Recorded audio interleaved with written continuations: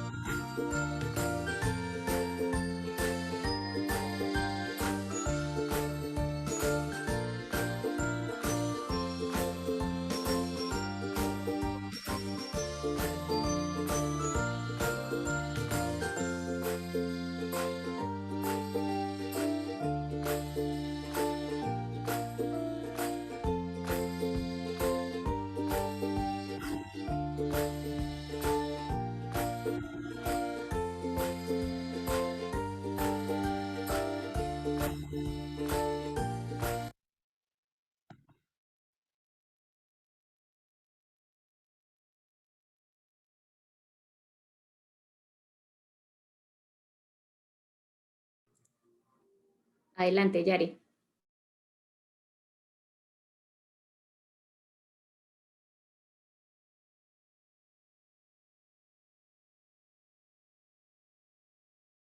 Por esta invitación, ¿no? Y agradecido con todos ustedes por su presencia, ¿no? Para hablar de un tema bastante importante en este momento, sobre lo que es la interpretación diagnóstica del COVID-19, sobre lo que es el enfoque práctico para esto, ¿ok? Sobre todo porque se presentan muchas interrogantes en el momento de cómo interpretar estas pruebas, ¿ok? Si un resultado negativo, bien sea por PCR o test antigénico, eso me descarta la infección. ¿Qué importancia o qué importancia tenemos que darle a lo que las pruebas, pruebas rápidas de anticuerpos? Son importantes al momento del diagnóstico. Son estas interrogantes que de verdad trataremos de responder aquí en este pequeño. ¿Okay? Vamos a empezar con lo que es la parte epidemiológica global. Sabemos que en este momento, por lo menos estos son datos hasta el 11 de abril, ¿ok?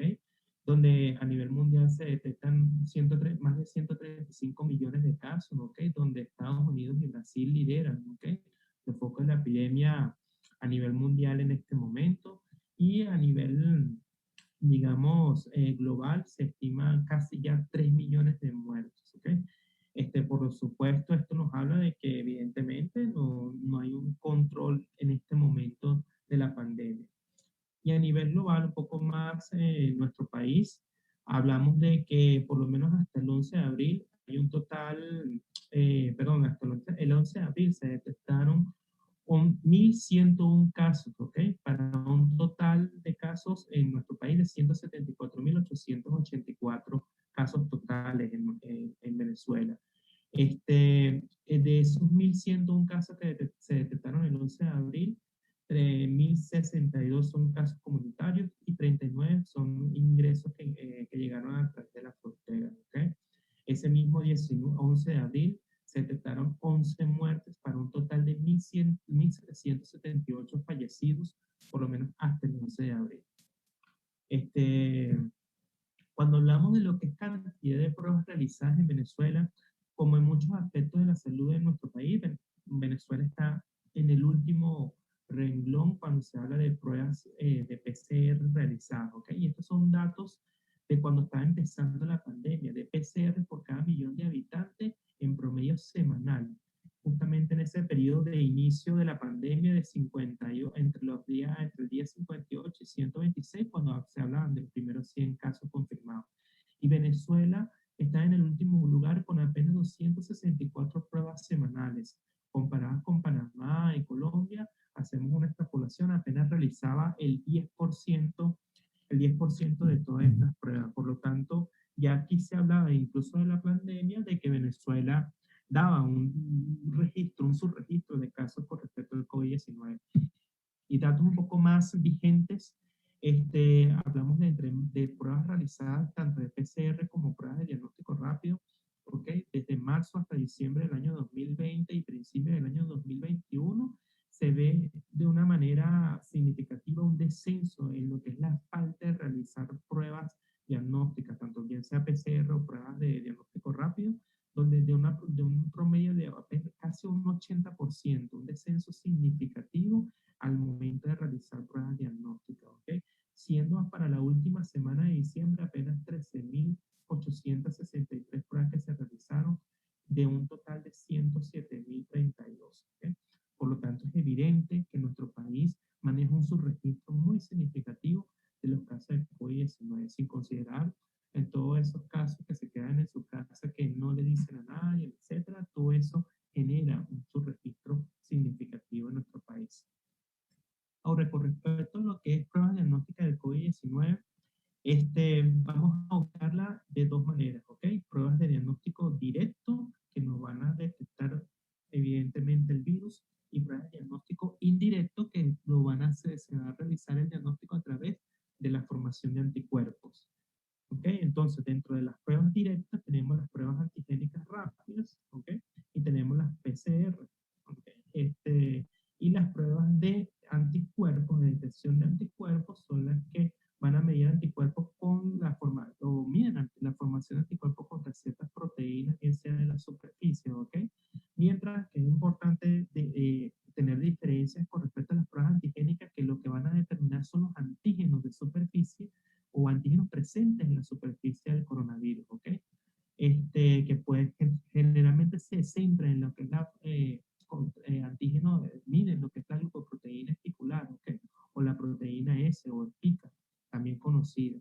Pero hay otras pruebas antigénicas que determinan la hemaglutinina esterasa, la proteína de membrana, la proteína de envoltura y otras, las proteínas de nucleocápside.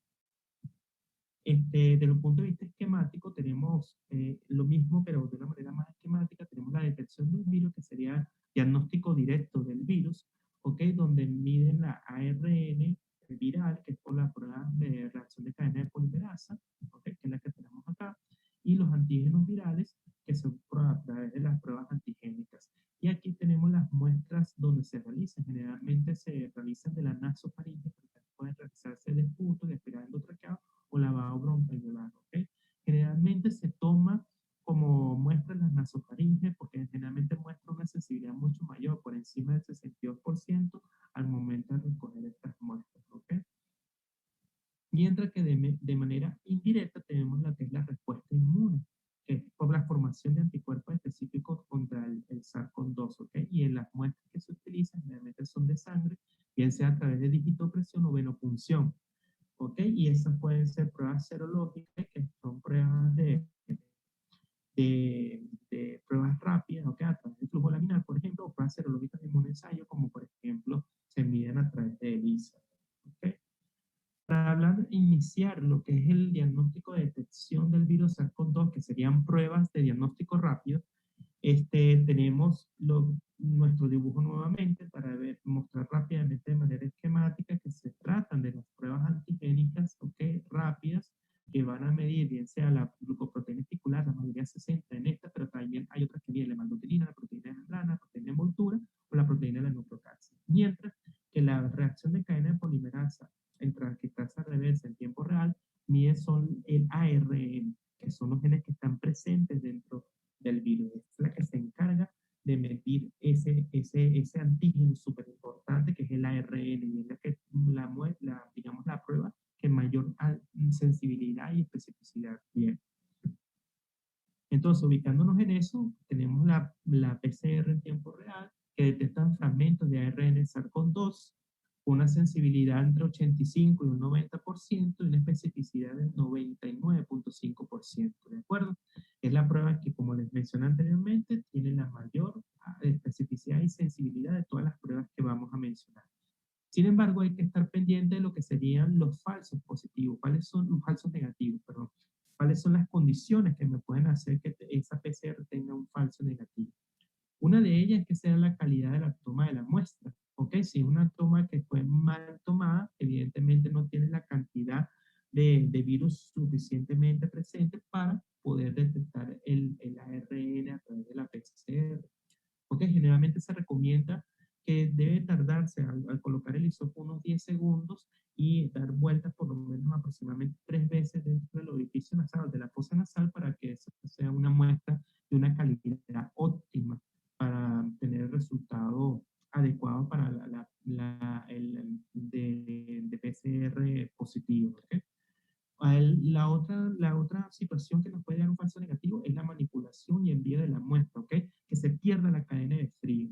Eso es una razón fundamental.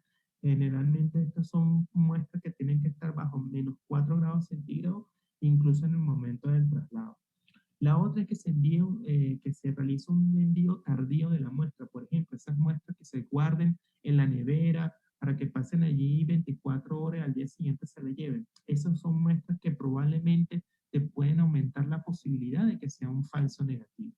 Esas son muestras que una vez recogidas, lo ideal es enviarla inmediatamente con su cadena de frío adecuada para que pueda obtener un resultado óptimo de resultado positivo, ¿ok? Y otro asunto importante a tener en cuenta es el tiempo desde el contacto, ¿ok? Una toma de la muestra muy tempranamente, generalmente a los pocos días del contacto, o sea, por lo menos tuve el contacto hoy con un paciente sospechoso, realizar una PCR en este momento, evidentemente va a disminuir mucho el resultado, va a dar la posibilidad de que sea un falso negativo, perdón, de vista de que si el contacto es muy cercano y tomas la muestra en ese momento, la sensibilidad disminuye en menos del 80%, sobre todo si son pacientes asintomáticos. La otra es una toma de una muestra tardíamente, sobre todo en ese paciente que tiene ya una clínica muy tardía, que ya han pasado más de los 10 días, generalmente que se estima que disminuye mucho la carga viral, generalmente uno puede tener un falso negativo. ¿De acuerdo? Con respecto a las pruebas antigénicas, la sensibilidad va a variar si ese paciente es sintomático o asintomático. ¿Ok? Generalmente en los pacientes sintomáticos, la sensibilidad puede ubicarse entre un 50 y un 60%, que es en la mayoría de las pruebas, ¿ok? Mientras que si ese paciente tiene una alta carga viral durante ese periodo sintomático, esa sensibilidad pudiera aumentar hasta más del 85%. Pero generalmente la sensibilidad de las pruebas antigénicas se ubican justamente entre un 50 y un 60%. Este, con respecto a los asintomáticos, la evidencia es muy, muy escasa, ¿de acuerdo? Por lo tanto, es bastante difícil determinar cuánto es la sensibilidad en este tipo de pacientes. Pero cuando hablas de especificidad, una vez que el resultado es positivo, la especificidad es muy alta, ubicándose entre un 95 y un 99%. Y recordarles que estas son pruebas que detectan las proteínas que están en la superficie. Como les dije, en esta lámina quiero detenerme porque es una lámina bien explicativa acerca de lo que es la PCR y las pruebas antigénicas, cuándo tomarlas, y la importancia de lo que es el periodo cuando se toma, ¿de acuerdo? Entonces tenemos aquí tres líneas a las cuales hay que tomar en cuenta. Tenemos esta línea roja, ¿ok? Que es la que nos habla de lo que es el comportamiento de la carga viral. Tenemos esta línea discontinua, que es la que nos va a hablar acerca de los PCR, ¿ok? Que es las pruebas de alta sensibilidad. Y tenemos esta línea continua, ¿ok? Que nos va a hablar acerca de las pruebas antigénicas, ¿ok? Comenzamos con lo que es la línea roja y vemos lo que se llama la carga viral, y vemos desde el momento cero del contacto, vemos que hay un aumento progresivo de la carga viral, ¿ok? Hasta que llega el pico máximo, ¿ok? Máximo de carga, ¿ok? Y es cuando comienza los primeros síntomas del COVID-19. Progresivamente, a medida que van pasando los días, esa carga viral va disminuyendo progresivamente hasta llegar generalmente al día 10 posterior al contacto, ¿ok? Que es cuando ya disminuye la carga viral lo suficientemente como para considerar el paciente que deja de ser transmisible, ¿ok? Y eso es lo que ocurre generalmente en un paciente con unos síntomas leves que generalmente es el 80% de los casos. Ahora, vamos a ubicarnos en la línea discontinua que nos habla de las pruebas PCR, ¿ok? Y vemos acá que las pruebas PCR nos pueden detectar la carga viral incluso en el periodo sintomático, ¿ok? Presintomático, perdón. Por lo tanto, su sensibilidad es tan alta que nos permiten detectar esa carga viral incluso antes, mucho antes de que comiencen los síntomas. Generalmente se habla de que pueden comenzar incluso 48 horas antes de los síntomas, ¿ok? Y posteriormente podemos tener niveles de carga viral detectable incluso en el periodo postinfeccioso, que esto nos habla de que es tan altamente sensible que es difícil determinar cargas virales incluso cuando el paciente ya no deja de ser infeccioso como tal, ¿ok? O ha pasado ese periodo infeccioso. Ahora vamos con lo que es la línea continua que nos habla de las pruebas antigénicas. Y esta nos habla que justamente los pacientes comienzan a dar positivos a través de estas pruebas justamente cuando comienzan los síntomas, es decir, cuando tienen su nivel de carga viral lo más alto en su momento más cumbre, ¿ok? Por eso es que estas pruebas antigénicas justamente hay que pedirlo en el momento en el que el paciente esté lo más sintomático posible. Y generalmente esos síntomas van a durar un poco tiempo, ¿ok? Ese margen, digamos, para detectar los pacientes positivos con pruebas antigénicas, el margen es extremadamente estrecho, ¿ok? Generalmente tenemos apenas unos 5 días máximo para poderlo detectar. Entonces, aquí vemos diferencias claras con respecto a lo que es las pruebas antigénicas y las PCR, ¿ok? Las PCR nos pueden detectar cargas virales incluso en el periodo presintomático, ¿ok? Pero tiene la gran desventaja de que pueden estar presentes cargas virales que no necesariamente sean contagiosas al paciente, pero pueden estar presentes en el periodo postinfeccioso. Mientras que las pruebas antigénicas tenemos que, para detectar al paciente, tienen que ser en el periodo más sintomático posible, ¿ok? Y generalmente lejos, posteriormente los 5 días máximos de que ya se han comenzado los síntomas, es el margen estrecho que uno tiene para poder hacer esas test. Posteriormente a que el paciente ya se hayan calmado los síntomas, ¿ok? O en el periodo presintomático, las pruebas antigénicas generalmente tienen muy poco valor. Continuamos entonces aquí de una manera resumida lo que es PCR, ¿ok? Donde vemos aquí que detectan el virus incluso en el periodo presintomático, ¿ok? Generalmente el resultado puede tener entre las primeras 6 horas, ¿ok? De realizar de tomar la muestra hasta 24 o 48 horas después. Pero tiene la gran desventaja de que no distinguen el ARN residual del virus replicable como tal.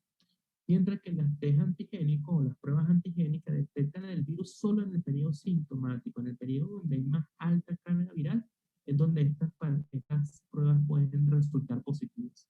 Los resultados son mucho más rápidos, pueden tenerlas en 15 minutos, y en vista de esos resultados, eso nos permite tomar conductas mucho más rápidas, sobre todo conductas de aislamiento y estudiar el contacto mucho más rápido que con las PCR, ¿ok? Pero sin embargo, estas pruebas tienen algo en común, en que el resultado negativo no descarta la infección. Por eso es importante tener en cuenta en qué fase, en qué estadio de la enfermedad se encuentra el paciente y sobre todo el contacto epidemiológico que pueda tener dicho paciente. Entonces, ¿qué hacer con esas pruebas PCR? O sea, cuando nos salen negativos, ¿qué vamos a hacer? ¿Descartan la infección? ¿No descartan la infección? Bueno, aquí en este algoritmo vamos a tratar de explicar eso de una manera muy simple, ¿ok? Si tienes un paciente, ¿ok? Que tenga una alta sospecha de COVID-19, ver si está hospitalizado o no está hospitalizado. Si no está hospitalizado, uno puede tomar la PCR y si sale negativo, uno puede repetir la prueba porque es un paciente que tiene alta sospecha de COVID-19, ¿de acuerdo? Ahora, si el paciente está hospitalizado, ver si tiene síntomas del tracto respiratorio inferior, uno puede tomar la PCR y si sale negativo, uno puede repetir la muestra, pero repetir la PCR, pero tomando muestra del tracto respiratorio inferior. Si son pacientes que tienen ventilación mecánica, que necesitan ventilación mecánica, uno debe tomar una muestra del tubo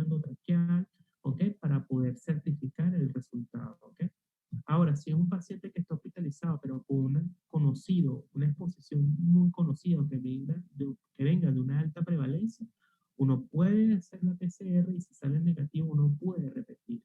¿De acuerdo? Entonces, súper importante al momento de repetir una PCR es que si sale negativo y tengo una alta sospecha, ¿ok?, de infección, uno debe repetir la PCR, ¿ok? Y si ese paciente tiene síntomas respiratorios y necesita ventilación mecánica, usted tomó PCR y le salió negativo, uno debe repetir la PCR, pero con muestra del tracto respiratorio inferior. Ahora, si es un COVID, es un paciente que tenga una baja sospecha de COVID-19, uno toma la PCR, pero si sale negativo, uno puede quedarse tranquilo y no es necesario tomar una segunda muestra. ¿De acuerdo? Cuando hablamos de pruebas angélicas, ¿ok? Este algoritmo de la CDC nos amplía un poco de qué hacer con esas pruebas cuando salen positivas o negativas, ¿ok? Cuando son sintomáticos, ¿ok? Todo va a depender de en qué categoría tenemos al paciente, si son sintomáticos, si son asintomáticos pero con un contacto muy cercano, o si son asintomáticos pero sin una exposición conocida. ¿Ok? Entonces, si son sintomáticos, tienes una prueba antigénica positiva, ya eso evidentemente confirma la infección. Ahora, si está sintomático pero presenta una prueba antigénica, uno debe confirmar una prueba de ácidos nucleicos, que es la PCR. Si esa sale positiva, confirma la infección. Pero si esa prueba antigénica sale negativa, uno debe preguntarse si hay un contacto o no en ese paciente sintomático. Si hay un contacto evidente, eso nos habla, y la prueba antigénica es negativa, eso nos habla de que no hay una infección activa en este momento, ¿ok? O sea, que esos síntomas que pueda tener ese paciente pudiera ser por otra causa. Ahora, si la prueba antigénica es negativa y no tienen contacto, eso evidentemente, la PCR, la prueba de ácidos nucleicos es negativa y no es un contacto conocido, evidentemente eso descarta la infección. ¿Ok? Ahora, si el paciente es asintomático, pero con un contacto cercano con COVID-19, y usted realizó una prueba antigénica y salió positiva, uno pudiera confirmar una PCR, ¿ok? Y si sale positiva, confirma la infección. Pero si sale negativa, ¿ok? Uno tiene que preguntarse si tiene un contacto muy cercano, que así lo tiene, ¿ok? Y si sale negativa, esa prueba de ácidos nucleicos, si sale negativa, ¿ok? Eso evidentemente elimina lo que es no hay evidencia actual de infección. Ahora, si tienes una prueba antigénica en este paciente asintomático que salió negativo, uno puede realizar una PCR y si salió negativo, ¿ok? Uno tiene que preguntarse si tiene contacto, que en este caso no tiene, y eso nuevamente elimina la posibilidad de infección. Ahora, si la prueba antigénica es negativa en ese paciente asintomático y usted realizó una PCR y salió positiva, uno confirma la infección.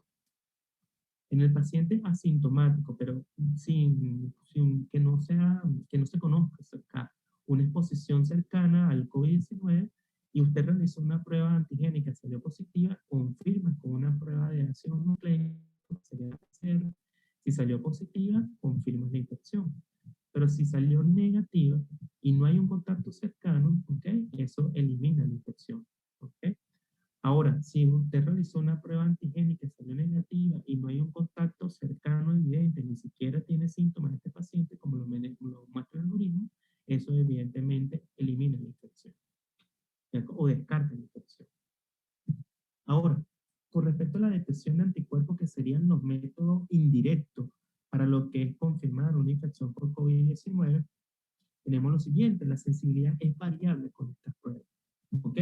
Porque pueden variar entre los primeros 5 días de cuando comienzan a producirse los anticuerpos, la sensibilidad puede ser menos del 50% y aumentando a 90% después de los 90 días de formados los anticuerpos.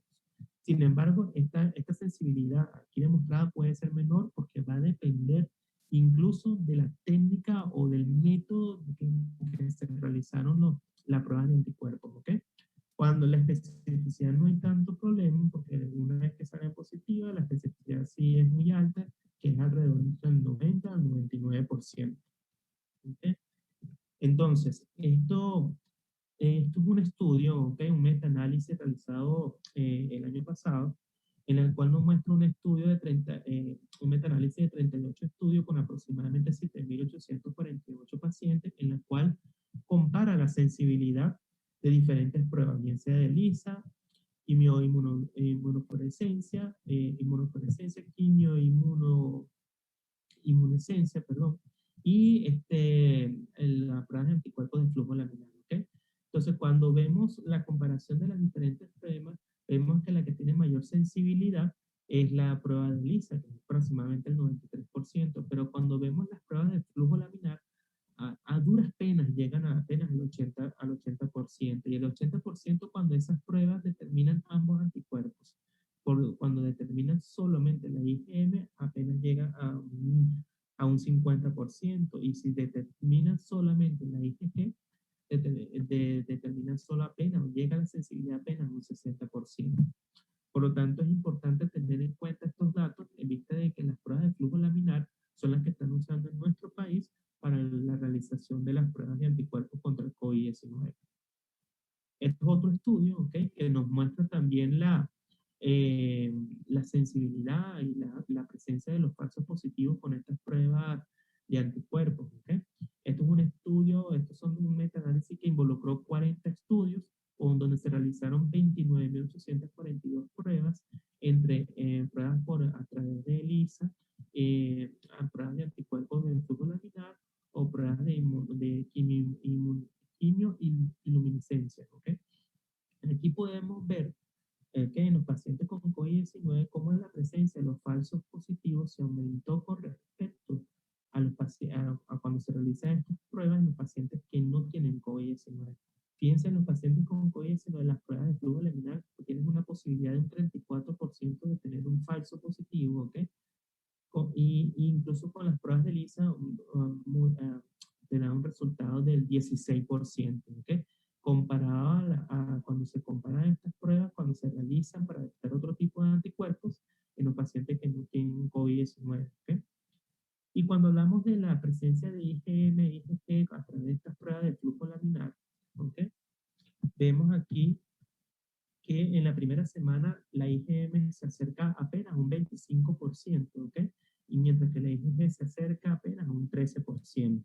En la segunda semana es casi un 50% tanto para la IgM como para la IgG, y a la tercera semana la sensibilidad para la IgM puede llegar a un 70%, mientras que la IgG se puede llegar hasta un 80%. Por lo tanto, es importante tener en cuenta el momento en que realizas las pruebas de detección de anticuerpos para poderle darle el valor y la sensibilidad que puedan tener, ¿ok?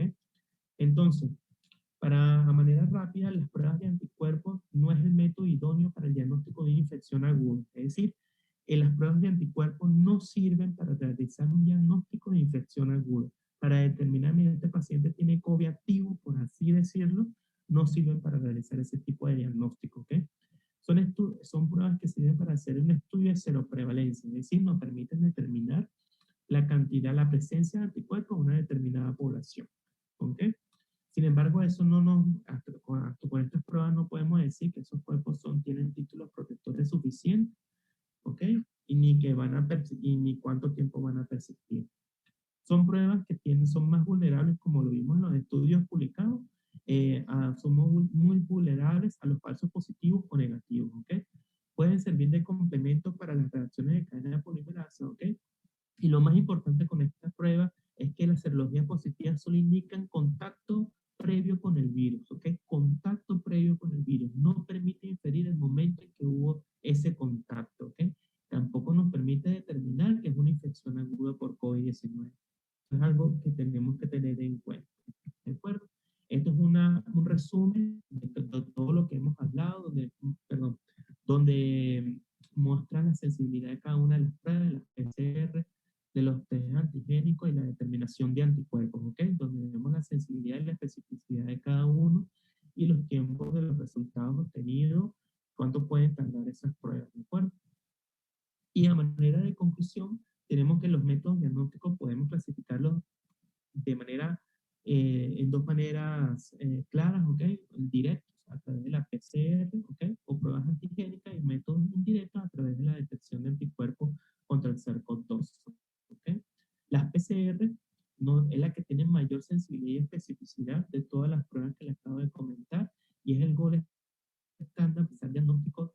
COVID-19, tanto por la OMS como por el CDC. ¿Okay? Permite realizar el diagnóstico incluso en el periodo presintomático, ¿ok? Y no distinguen, esa es la gran desventaja que tienen estas pruebas PCR, entre una RNA residual y un virus replicable. Mientras que las pruebas antigénicas deben realizarse justamente en el periodo sintomático, ¿ok? Que es cuando existe mayor alta carga viral y uno puede tener una mayor rentabilidad de sensibilidad con estas pruebas. Hay escasa evidencia, ¿ok? de sensibilidad con respecto a los pacientes asintomáticos con estas pruebas. Los resultados son muy rápidos, pueden obtenerlo en 15 minutos y eso nos permite fácilmente tomar conductas terapéuticas, inclusive o sobre todo de aislamiento, que es lo más importante, y estudio de contacto. Sin embargo, estas pruebas tienen en común cosas importantes, como que hay que tener presente el estadio de la enfermedad, la interpretación de los resultados, y un resultado negativo no va a descartar la infección. Por lo tanto, hay que tener en cuenta el contacto epidemiológico, es muy importante, y el estadio en que se encuentra en el momento en que uno realizó la prueba para estar, digamos, seguro del resultado. Y la prueba de detección de anticuerpos no es el método idóneo para realizar un diagnóstico de infección aguda, ¿ok? De COVID-19. Estas pruebas solamente sirven para un estudio de seroprevalencia, determinar que la presencia de anticuerpos en una población determinada. La serología positiva solo indica contacto previo con el virus, pero no permite inferir el momento en que ocurrió ese contacto, y son pruebas muy vulnerables a los falsos positivos o negativos. ¿Okay? Entonces, con esto termino. Gracias por la oportunidad, gracias por escucarme. Espero que de verdad haya servido para aclarar y no para oscurecer. Y me despido también dándole el enlace con nuestra Sociedad Venezolana de Infectología, tanto por Twitter como por Facebook e Instagram, que es @sbinfectología, donde se está trabajando constantemente en lo que es generar información basada en la evidencia con respecto al coronavirus y con respecto a muchas otras enfermedades infecciosas. Muchas gracias.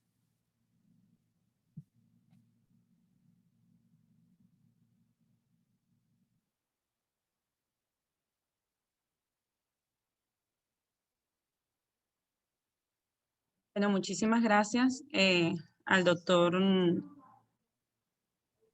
Miguel Ángel Navas, el cual en estos momentos pues, nos acaba de disertar con respecto a este tema tan importante. El doctor Navas puede activar su micrófono y su video, si así lo desea, para iniciar las preguntas y respuestas. Muchas gracias. Vamos a irnos al chat. Y vamos a iniciar. Bueno, por acá tengo un comentario inicial que fue del doctor Alejandro Mondolfi, el cual nos comentaba que en nuestro laboratorio del Centro Médico Docente de la Trinidad procesan PCR y pruebas antigénicas de muestras de hisopado rectal. Las bioanalistas encargadas dicen que es una muestra apropiada y el procedimiento estandarizado. Sí, hemos visto, sin duda, en el laboratorio del Centro Médico Docente de la Trinidad, evidentemente, digamos, la estandarización de esas pruebas es alta, pues. Sin embargo, las muestras de hisopado rectal, evidentemente, digamos, dentro de las muestras que uno debe tomar en un paciente con COVID-19, digamos, no es digamos, las más específicas o que uno realmente toma, o no es la más frecuente. Generalmente uno piensa en un hisopado rectal, evidentemente en un paciente que tenga una clínica gastrointestinal importante y que necesitas tener una prueba o detectar la PCR en ese tipo de pacientes, sobre todo en los pacientes pediátricos, que hemos visto que la asociación de la clínica gastrointestinal con COVID-19 es muy alta. Entonces, evidentemente, la muestra de ese también han demostrado presencia del virus, pues, y también te permiten confirmar lo que es el diagnóstico de COVID-19. Es así, pues, realmente es así. Hay un comentario del doctor que también dice, ¿por qué confirmar una prueba antigénica cuando tienen una especificidad muy alta? Las pruebas antigénicas, digamos, las pruebas antigénicas, la especificidad es relativa, te llaman la especificidad solamente si salen positivas, ¿ok? Pero en un paciente depende, si te sale una prueba antigénica negativa, es cuando uno realmente necesita reconfirmar el diagnóstico, sobre todo con una PCR, ¿de acuerdo? También depende de qué tipo de paciente estemos hablando. Un paciente asintomático que pudiera en algún momento tener una prueba antigénica positiva, los CDC, de hecho el CDC, él recomienda confirmar la prueba con una prueba PCR, pues. Pero realmente es así, la especificidad si te sale positiva es muy alta, no tendrías por qué tanto confirmar con una PCR. Pero son las recomendaciones que indica el CDC, pero realmente también depende del tipo de paciente. Sobre todo llama la atención confirmarlas en los pacientes que son asintomáticos y que te salen sobre todo negativas, sobre todo en las pruebas antigénicas negativas, cuando realmente tiene mucho más valor confirmarla con repitiendo una prueba PCR. Ok. Murisat pregunta, ¿cómo se pueden afectar las diferentes pruebas luego de estar vacunado, luego de ser vacunado? Eso, bueno, depende de qué pruebas estemos hablando, ¿ok? Generalmente las pruebas de detección directa del virus, las PCR o las pruebas antigénicas realmente no se van a afectar tanto, porque si, ¿qué pasa? Si uno se vacuna, lo que vamos a hacer con la vacunación es evitar complicaciones por el SARS-CoV-2, ¿ok? Evitar mortalidad y evitar casos graves de SARS-CoV-2. No es que no te vas a infectar, o sea, te puedes infectar y al infectarte, evidentemente te pueden realizar PCR o pruebas antigénicas y estas no se van a modificar. Ahora, mis dudas es realmente con las pruebas de anticuerpos, es decir, cuando realizas un test de anticuerpos en un paciente que está vacunado, no pudiéramos inferir si esos anticuerpos son por la infección que pudieras obtener posterior digamos, anticuerpos posterior a la infección una vez que después que estés vacunado o si es por la vacuna. Eso sí, de verdad que no lo sé, no lo sé. Pero por lo menos las pruebas antigénicas que demuestran presencia de virus, esas realmente no se van a modificar. Van a tener su misma sensibilidad y especificidad en el paciente que son vacunados y que pueden tener un proceso infeccioso por SARS-CoV-2 posterior a la vacuna. Excelente, doctor. La doctora Milanger Guillén nos pregunta, tenemos un paciente con alta sospecha de COVID y realizamos la PCR que sale negativa. ¿En cuánto tiempo días esperamos para realizar de nuevo la prueba? Realmente no, una vez que recibes una prueba PCR que tomaste y es negativa, no tienes que esperar mucho tiempo, la puedes tomar inmediatamente. Recuerda que si más tiempo esperamos, esa carga viral puede ir disminuyendo y puedes tener ese resultado, ese PCR va a ir disminuyendo la capacidad de que salga positivo. Una vez que uno tenga una PCR negativa y la alta sospecha persiste, uno tiene que repetir, uno puede repetir la PCR inmediatamente, pues no hay que esperar días, pues, sino tiene que ser tomado inmediatamente. Okay. El doctor Mondolfi hace un comentario. Usamos la prueba de detección de anticuerpos en pacientes con sospecha de síndrome inflamatorio multisistémico que frecuentemente pueden ser antígeno y PCR negativo IgM o IgG positivo. Sí, de Hay una hecho, pregunta. Ajá. Diga, doctor. ajá. Lo escucho. No, que eso es así. De hecho, ¿qué es lo que pasa con el síndrome inflamatorio multisistémico? Ese síndrome es generalmente post-infeccioso, ¿ok? Generalmente puede ser tan precoz como 6 días del comienzo de los síntomas de un SARS-CoV-2, como puede ser tan tardío como en 52 días posterior a la infección. Por lo tanto, en un paciente que ya tiene, por ejemplo, un antecedente de que en febrero tuvo COVID, y por lo menos en marzo o abril comienza con un síndrome inflamatorio multisistémico, evidentemente si yo le hago una PCR a ese paciente, la posibilidad de que nos salga negativa es muy alta porque es un proceso postinfeccioso. Pero si yo realizo una prueba de anticuerpos, evidentemente puedo tener IgM o IgG que nos van a hablar de que ese paciente estuvo expuesto a ese virus y que probablemente ese síndrome inflamatorio multisistémico esté asociado con el COVID-19. Eso es lo que se han visto en la mayoría de los estudios, pues, con respecto al síndrome inflamatorio multisistémico en pediatría. Es así. Ok. La doctora Edimar nos pregunta, ¿la antigénica es indiferente si es hisopado o en sangre, hablando de especificidad? Lo que pasa es que generalmente las pruebas antigénicas se van a realizar generalmente es por hisopado, bien sea hisopado nasofaringeo o hisopado orofaringeo o de las muestras de saliva, etcétera. Generalmente las que se realizan en sangre son las pruebas de anticuerpos, no son las pruebas antigénicas, ¿ok? Las pruebas antigénicas generalmente la gran mayoría están estandarizadas para tomar muestras de hisopado o de nasofaringeo o orofaringeo. Las que se realizan en sangre son las que son pruebas de anticuerpos, ¿ok? Que son a través de ELISA o de flujo laminar, etcétera. Allí, en esas pruebas de anticuerpos, es donde puedes tener mucha más diferencia, ¿ok? Como vimos en el trabajo que expresamos allí en la conferencia, que puede, la sensibilidad entre un tipo de prueba de anticuerpo y otra puede variar bastante. Ok, la doctora, gracias, doctor. La doctora Ruth Castro nos pregunta si me vacuno y mis pruebas antigénicas son negativas a los 2 meses de una segunda dosis, ¿debo vacunarme de nuevo con una vacuna diferente? Perdón, Hablando de... repíteme que Sí, no entendí.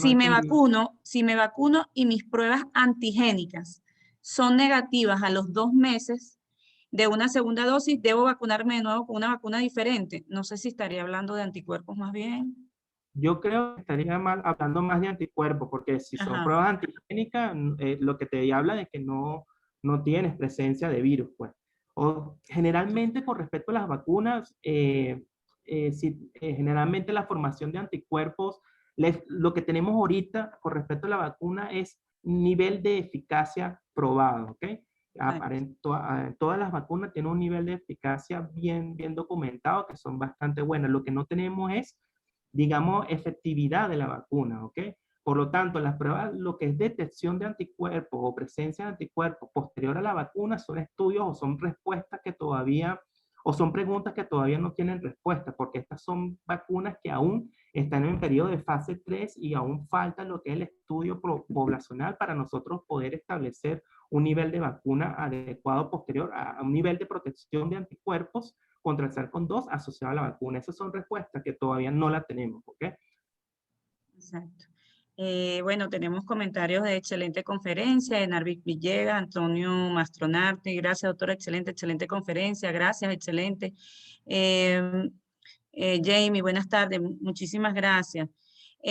Narvi Villegas pregunta, si un paciente estaba en contacto con personas con COVID y presenta síntomas leves, ¿hasta qué día puede realizarse la PCR?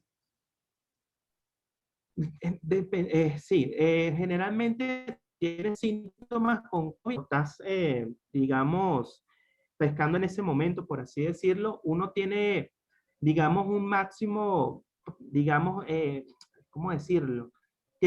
Si tienes síntomas en ese momento y lo estás pescando ahorita, puedes realizar la prueba. Lo más ideal es realizar la prueba cuando ya tienes el paciente enfrente, pues, pero máximo tienes que esperar. Idealmente debería ser antes de los 10 días, antes de los 10 días del inicio de los síntomas, que es cuando tienes el periodo replicativo del SARS-CoV-2. Pues posterior a los 10 días, 15 días, puedes realizar la PCR, te puede salir positivo, pero esa PCR, ese ARN que quizás estés detectando en ese momento, puede ser un ARN que sea, digamos, un billón que esté muerto, pues que no necesariamente quiere decir que esté infeccioso el paciente. Por lo tanto, si tienes un paciente con síntomas, idealmente tomar la PCR en ese momento. Y máximo, diría yo, dependiendo de los días que tenga de síntomas, máximo antes de los 10 días que tengas los síntomas o de ocurrir, de haber aparecido los síntomas, es el lapso como ideal para tomar la PCR y comprobar pues que con esa PCR que salga positiva, quiere decir que está en un periodo infeccioso ese paciente. Si es después de los 10 días, es decir, 15 días, esa PCR pudiera en algunos casos salir positiva y no necesariamente quiere decir que ese paciente sea contagioso, porque puede ser que sea un ARN que no es viable. ¿Me explico? Claro. Doctor, hay una pregunta acá que excelente. ¿Cómo interpretar la prueba de serología con respecto a la población vacunada, tomando en cuenta en laboratorios? Bueno, supongo que tomando en cuenta que en los laboratorios es la que se está realizando. Sí, o sea, es muy parecida a la pregunta que Sí, hablamos está anteriormente. respondida Sí. prácticamente. Sí, Laura sí. Gómez, excelente conferencia, doctor Nava, gracias a la SBBP por organizar desde el Tigre. ¿Cómo puedo saber si el paciente presentó COVID? ¿Es útil realizar la IgG persiste positiva en el tiempo? Sí, por supuesto, la IgG es la que más dura, la que más persiste en el tiempo. Se habla de mucho más entre 3, 4 meses se ha visto, ¿no? Que puede persistir en el tiempo. Pero generalmente lo que no se sabe es qué tanto realmente después de los 3 meses se pueden detectar anticuerpos, ¿no? Entonces, es bastante difícil esa respuesta en este momento, porque el tema con los anticuerpos y el SARS-CoV-2, digamos, no es que está contestado actualmente, ¿ok? O sea, hay muchas interrogantes con respecto a la protección, hay muchas interrogantes si de verdad los anticuerpos con respecto a la infección son suficientemente protectores, porque hemos visto reinfecciones, la posibilidad de reinfección, incluso antes de que aparecieran las variantes por SARS-CoV-2, era bastante alta. Por lo tanto, es bastante comprometido. Pues hablar ahorita de anticuerpos, decir con certeza es tal cosa. Hay cosas que todavía, hay preguntas que todavía no tienen respuesta con respecto a los anticuerpos. Ok, la doctora Chefa pregunta qué prueba de tamizaje se recomendaría en la frontera. Esto por todo el tema de, bueno, de las pruebas que se están realizando a veces para decidir, pues, a qué personas dejar entrar o no, sí, no hay problema. Le hacen pruebas rápidas y todo este tema. ¿Qué recomendaría usted? Sí, realmente en la frontera lo que estamos viendo es que están haciendo diagnóstico o tratando de hacer diagnóstico con pruebas de anticuerpos, ¿ok? Que esa es la que están tomando realmente. Pero si un paciente que viene de la frontera y sobre todo lo que es Brasil y Colombia, que son nuestras fronteras mucho más evidentes e importantes, lo ideal es tomar pruebas antigénicas o pruebas por PCR. Sería lo ideal PCR, ¿ok? Pero esos PCR deberían obtenerse rápido de manera tal de que uno pueda tener un diagnóstico y saber si ese paciente puede venir a nuestro país. A través del aeropuerto también se ha intentado realizar PCR, ¿ok? Pero lo ideal es hacer pruebas directas, de detección directa, bien sea PCR o pruebas antigénicas. Y las pruebas antigénicas, la ventaja es que tienes el resultado en 15 minutos, pero si es un paciente asintomático, el hecho de que te salga con una prueba antigénica negativa no te descarta la posibilidad de que ese paciente no tenga el virus. O sea, que lo ideal deberían hacer PCR que se tenga un resultado rápido y Lo por más rápido supuesto, posible. exactamente. Eso fuera lo que aprendí. Bueno, hay muchísimas preguntas, vamos a tratar de responderlas. Usted me dice si alguna le parece que ya esté respondida y yo avanzo, porque realmente hay 36 mensajes pendientes. Los pacientes con sospecha de enfermedad inflamatoria multisistémica pediátrica con 2 pruebas negativas, ¿cuál prueba es recomendable? Supongo que depende de qué prueba sería negativa, ¿no? Sí, exactamente. Realmente, un poquito de lo que conversamos antes del síndrome inflamatorio multisistémico, realizar pruebas antigénicas o pruebas de PCR, de detección de ácidos nucleicos en un paciente con un síndrome inflamatorio multisistémico va a depender en qué momento se está presentando ese síndrome inflamatorio multisistémico. Recuerden que el síndrome inflamatorio multisistémico puede ser tan precoz como 6 días de inicio de los síntomas de SARS-CoV-2, llámese fiebre, rinorrea, tos seca, dificultad respiratoria, y posteriormente presentan los síntomas asociados al síndrome inflamatorio multisistémico, pero también puede ser muy tardío, puede presentar hasta 52 días después, casi 2 meses después de que el paciente tuvo una infección por SARS-CoV-2. Entonces, uno tiene que interrogar bien en ese momento para uno poder decidir con qué prueba puedo decidir el diagnóstico con ese paciente. Si el paciente presenta un síndrome inflamatorio multisistémico en un periodo precoz, en esos primeros 6 días de iniciar los síntomas, yo puedo tomar PCR o prueba antigénica para tratar de detectar o pescar a ese paciente y dar el diagnóstico de un COVID-19 y que ese síndrome inflamatorio está asociado a eso. Pero si tiene más de 2 meses que ocurrió el episodio de infección por el SARS-CoV-2, quizás la prueba de anticuerpos me pueda ayudar mucho más. Si me salen positivas, nos habla de que tuvo contacto con este virus y que ese síndrome inflamatorio multisistémico está asociado al COVID. Exacto. A mí me parece muy importante destacar esa parte, que el síndrome inflamatorio puede ser tan temprano, desde 6 días después, tan tarde como hasta 52 días. Es importante porque hemos visto exactamente ese periodo de ver Rango. pacientes debutando en uno y debutando en otro. Sí, Ahí por acá, sí. bueno, muchas más preguntas. Están preguntando muchas cosas con respecto a la vacuna. Un paciente inmunizado con vacuna virus inactivado con PCR positiva, ¿es diagnóstico de COVID o se plantearía dudas? Bueno, creo que ya más o menos habló de que era sobre todo anticuerpos, ¿no? Sí, sí, o sea, pues realmente allí, con un virus inactivado, o sea, no deberías tener, esos son virus que no son replicativos, pues. Por lo tanto, no es que yo me vacuno con un virus inactivado, me hago una PCR y me va a salir positiva. Realmente, en teoría, no debería ser así. Realmente, en un paciente vacunado, si tú realizas una PCR y te sale positiva, es porque aún estando vacunado, tú tienes la posibilidad, uno tiene posibilidad de contagiarse, pues. Solamente que los síntomas no van a ser severos porque eso es lo que evita la vacuna, evitar síntomas severos y evitar mortalidad. ¿Ok? Exacto. Hay preguntas con respecto, por ejemplo, acá hay una que dice, me coloqué la primera dosis de la vacuna y a los 13 días tuve síntomas leves, por tal motivo no me coloqué la segunda dosis. ¿Me coloco la dosis o no? Igual por acá pregunté que qué tiempo es el recomendado para vacunarse posterior a tener un COVID positivo. Más o menos va en Sí, conjunto. pues van ligadas. Y mira, realmente si te presenta 13 días síntomas, oye, eso no es lo usual. Realmente los síntomas o digamos reacciones adversas asociadas a la vacuna generalmente son síntomas que se presentan de una manera inmediata, máximo 24, 48 horas después de colocarse la vacuna, 72 horas a lo sumo, ¿ok? Si presentas síntomas 13 días después, puede ser que lo que pasó es que te vacunaste y en ese momento estás en un periodo de incubación y posteriormente presentó COVID, pues es lo más probable.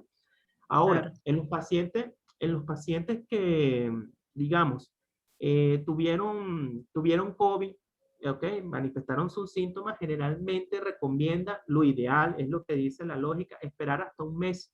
Hay una literatura que recomienda que deberían esperarse hasta 3 meses. De hecho, Francia, en una publicación, en los estudios que realizaron más o menos en el mes de febrero, estaban haciendo como ese debate, ¿no? De que había que esperar por lo menos 3 meses después que tuviste síntomas de COVID para poderte vacunar. Pero realmente ahorita lo que sucede es lo siguiente, o sea, si ya superaste los síntomas y por lo menos esperaste 2 semanas o un mes posterior a esos síntomas, lo recomendable es vacunarte. Si ya te sientes mejor, es colocarte la vacuna con seguridad sin ningún tipo de contraindicación. Ok. Nabil Al-Safadi nos pregunta, pacientes asintomáticos con IgM positiva y prueba antigénica negativa, ¿qué diagnóstico y qué hacer? ¿Perdón? Doctor ¿IgM Mundol. qué? IgM positiva y la prueba Ok. antigénica es negativa. Bueno, es un poco lo que hablamos. Las pruebas de anticuerpos que te salgan IgM, lo que te dice que es tuvo contacto con el virus y que ese paciente probablemente esté en un modo asintomático, es decir, no tiene la infección como tal, sino que tiene anticuerpos contra ese virus. Recordemos que con las pruebas de anticuerpos no se realiza diagnóstico de infección aguda, es decir, las pruebas de anticuerpos no sirven para hacer diagnóstico de infección de un COVID agudo, ¿ok? Lo que nos hablan las pruebas de anticuerpos es las pruebas de anticuerpos lo que nos habla de presencia de que ese paciente tuvo contacto con el virus, es decir, tiene manifestación, tuvo contacto con ese virus y desarrolló anticuerpos.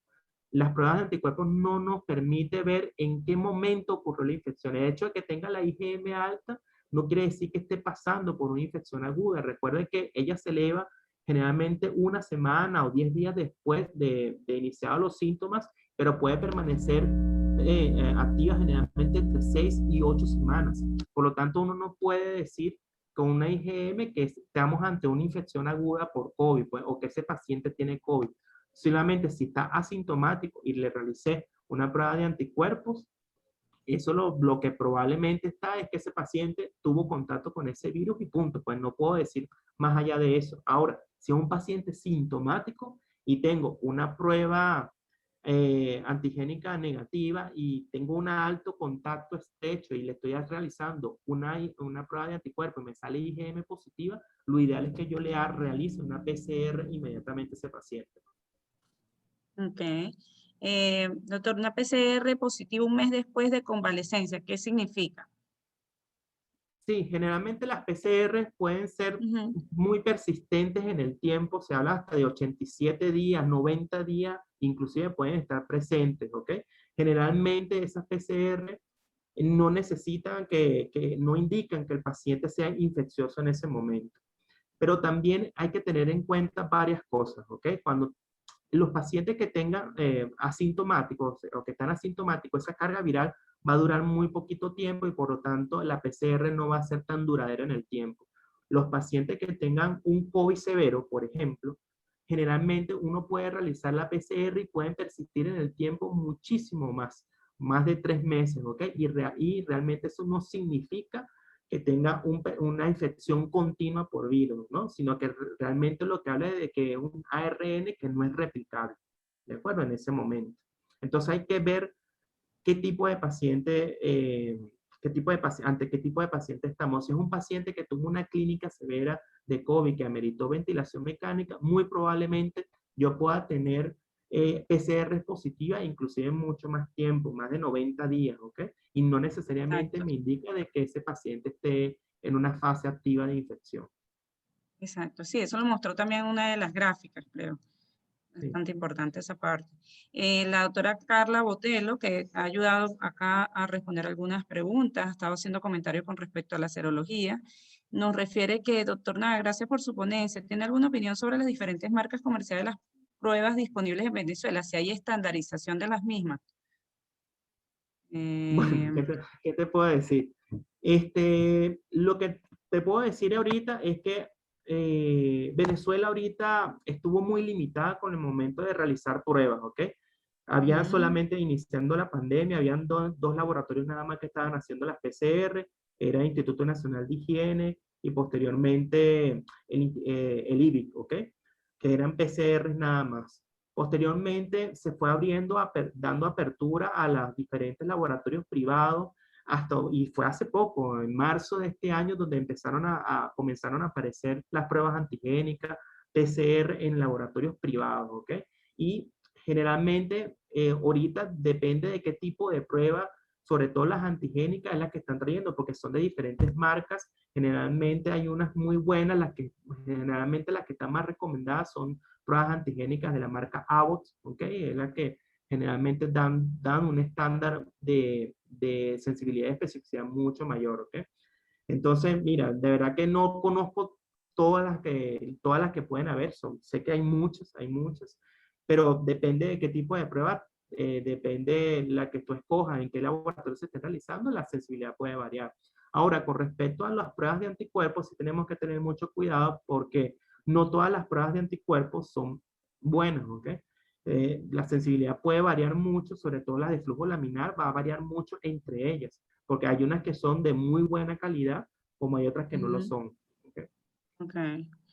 Ok, doctor, por acá tenemos una pregunta. Es la doctora Elvia, creo que es probable que sea la doctora Elvia Badel, nuestra secretaria ejecutiva, que ella es de CEO Bolívar. ¿Qué pasa si el PCR está dentro de los límites normales, pero el dímero D está alterado con una rayos X patológica, una neumonía y el paciente no presenta clínica? ¿Qué se puede hacer? Entiendo que tiene la PCR normal, el PCR está dentro de los límites normales, pero será la PCR dentro de los límites normales, pero el dímero D alterado. Debe ser que PCR negativa, el dímero D alterado y rayos X patológico, sin clínica. Wow. Quizás. Sí. ¿Aló? Creo que se desconectó el doctor. Probable que se haya Sí, se le cayó la desconectado. conexión, Se le doctor. cayó la conexión, ¿verdad? Sí, es que la conexión ha estado súper malísima. Bueno, de todas maneras, vamos a esperar un momentico a ver si se vuelve a conectar. Agradecemos a todos por su presencia y al doctor, sobre todo, a Laboratorios Leti por darnos esta plataforma, por la oportunidad, por apoyarnos en nuestra educación médica continua. Tenemos más preguntas interesantes por acá. Vamos a esperar a ver si el doctor puede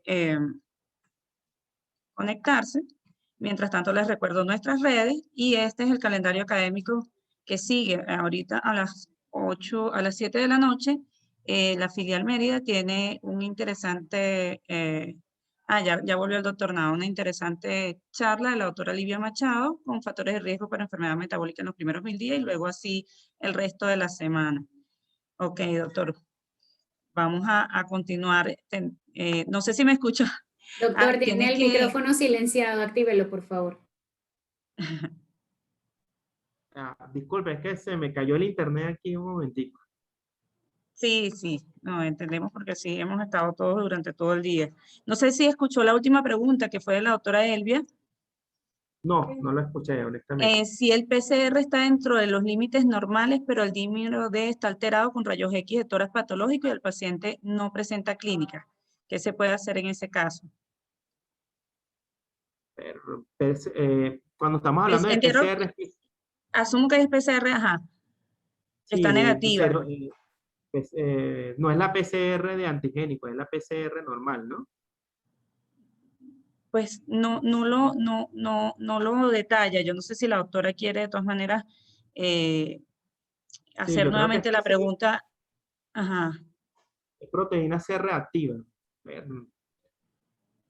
¿Qué te puedo decir? O sea, esa es una pregunta más clínica. Yo creo que ahí Ajá. depende, pues. O sea, si el paciente tiene una radiografía de tórax, tiene un dímero D alto y una PCR alta, mira, lo que tiene es COVID, yo creo que había que actuar en consecuencia, pues. O sea, si tiene afectación pulmonar, dependiendo si está desaturada o si está Claro. clínica, o sea, hay que tratarlo, pues, ¿ok? Entonces allí sí, porque PCR, cuando hablamos de PCR o proteína C reactiva elevada, por lo menos en Ujú. pediatría, nos está acercando mucho a la posibilidad de que esté en una tormenta de citoquinas o esté en un Ujú. proceso de un síndrome inflamatorio multisistémico, pues. Entonces depende en qué clínica o digamos qué clínica ¿En qué? tenga el paciente y en qué, dependiendo de eso, tratarlo, pues. Claro. La doctora Titina nos refiere cuál es el espécimen respiratorio más adecuado para la PCR, ¿es orofaringeo o nasal? Saludos desde Barquisimeto, doctora Isabel Cristina Ramos. Sí, generalmente lo que recomienda incluso el CDC y la OMS es que la prueba, la muestra con mayor sensibilidad es la prueba, el hisopado que se toma a través de la nasofaringe, ¿ok? Generalmente es así, porque hay diversos estudios en los cuales por lo menos comparan resultados de PCR tomadas de la nasofaringe y con PCR de la orofaringe, ¿ok? Y se ve que la sensibilidad aumenta mucho más, cerca del 62-70%, cuando son muestras tomadas de nasofaringe. Ahora, si un paciente tiene una dificultad respiratoria que ameritó una ventilación mecánica y usted tomó una PCR nasofaringe y salió negativa, lo ideal es repetir la muestra a través de una muestra, bien sea de lavado broncoalveolar o del tubo orotraqueal, para poder detectar ese paciente. Ese digamos, el, la conducta a seguir, pues. Doctor, bueno, hay muchos comentarios y felicitaciones, excelente conferencia, gracias por aclarar dudas. Por aquí la doctora Migdali nos había preguntado, ajá, acá, si un paciente fallece al mes, entonces la carga viral no es alta o sí. Fallece, dice. Sí, fallece. Bueno, no, bueno, si falleció al mes, no necesariamente puede estar relacionado con la replicación viral, pues. Claro. Generalmente puede estar relacionado con complicaciones propias del COVID, ¿ok?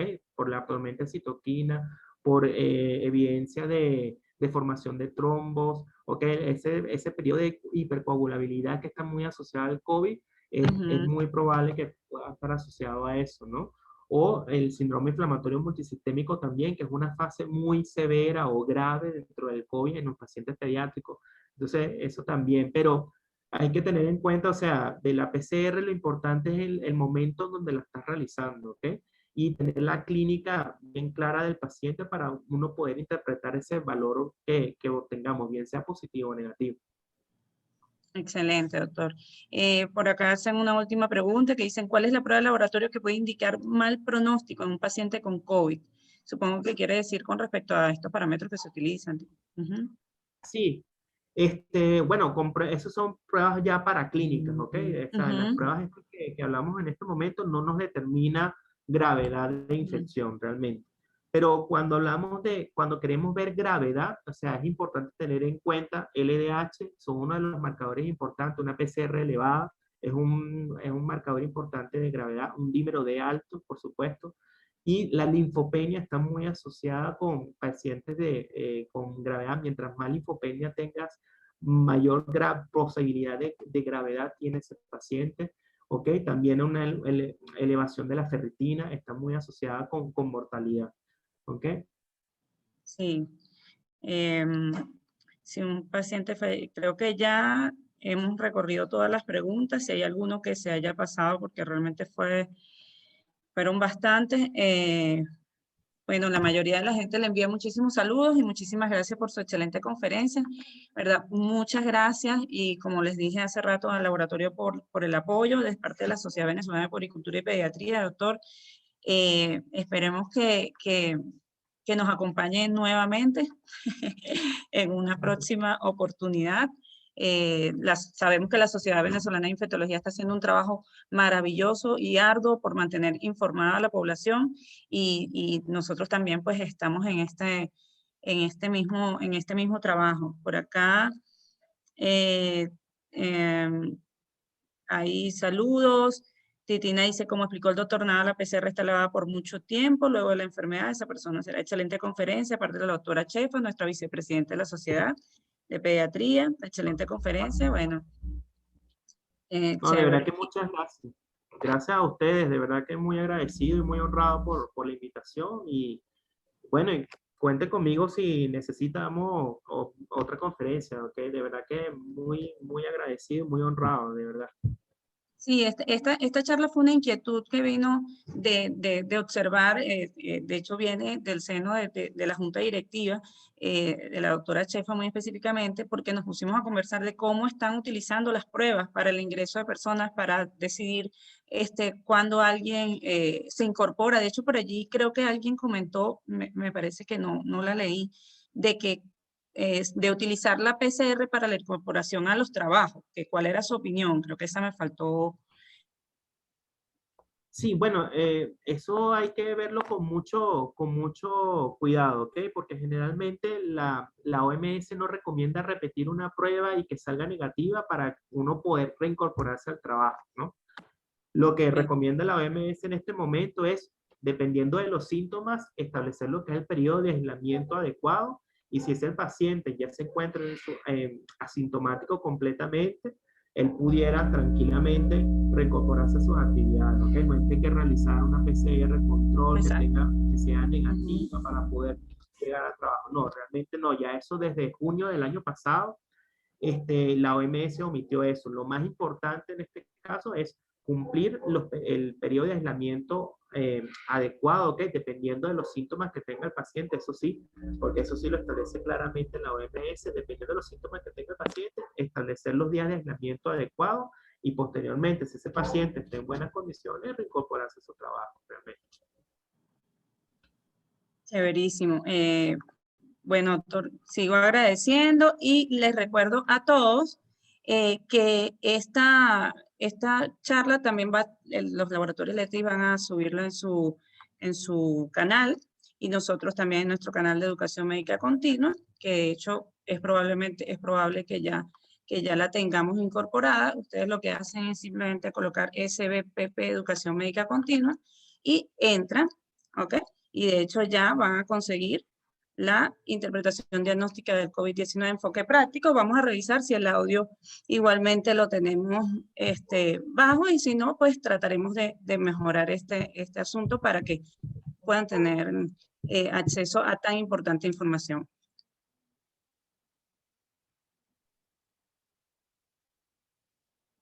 Los dejo con...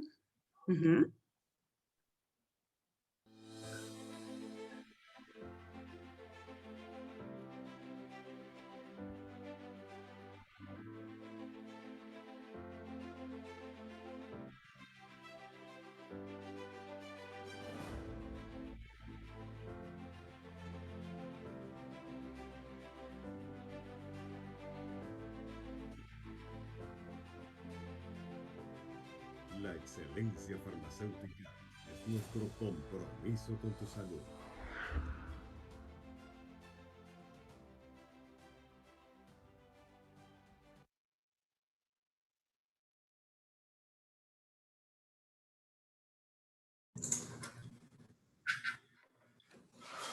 Bueno, muy buenas tardes. Soy el doctor Pastor Galicia, Chief Medical Officer de Laboratorios Leti. Quería pues expresarle a la doctora Elka Marcano su excelente moderación. La doctora Marcano, recordemos, es cardiólogo pediatra y secretaria de Educación Médica Continua de la Sociedad Venezolana de Puericultura y Pediatría, y quien hoy tuvo a bien pues moderar la actividad en la conferencia del doctor Miguel Ángel Navas. Recordemos, el doctor Navas es infectólogo, pediatra egresado del Hospital JM de Los Ríos, adjunto del Servicio de Infectología del Hospital JM de Los Ríos y miembro de la Sociedad Venezolana de Infectología. Aprovecho al doctor Navas para enviarle un gran saludo de una gran amiga, la doctora Patricia Valenzuela, quien con mucha alegría me dijo que lo saludara porque cuando se enteró que usted va a dar esta conferencia el día de hoy. Bueno, no me queda sino pues darles las gracias en nombre del grupo de empresas Leti a todas las personas que estuvieron en la tarde de hoy, más de 200 personas que nos estuvieron acompañando en esta gran exposición. Los invito para las próximas actividades a realizar en nuestra plataforma. Me suscribo de las palabras de la doctora Marcano, por supuesto, está completamente a su disposición la plataforma educativa del Laboratorios Leti, y recordarles que efectivamente esta conferencia ha quedado grabada y será colgada en la cuenta de YouTube de Laboratorios Leti. Aprovecho la oportunidad para invitarlos a la conferencia Manejo de los trastornos cardiovasculares asociados a COVID-19, una actividad que vamos a realizar el día jueves a partir de las 4 de la tarde de la mano del doctor Igor Mor, cardiólogo, investigador clínico y secretario de organización de la Sociedad Venezolana de Cardiología, moderado por su servidor.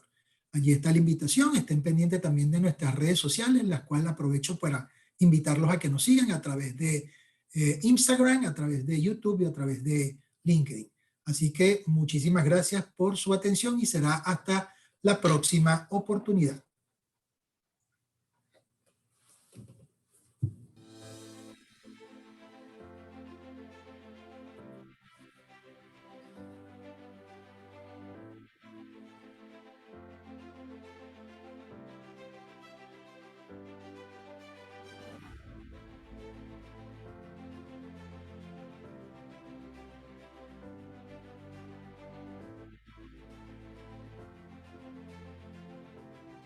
La excelencia farmacéutica es nuestro compromiso con tu salud.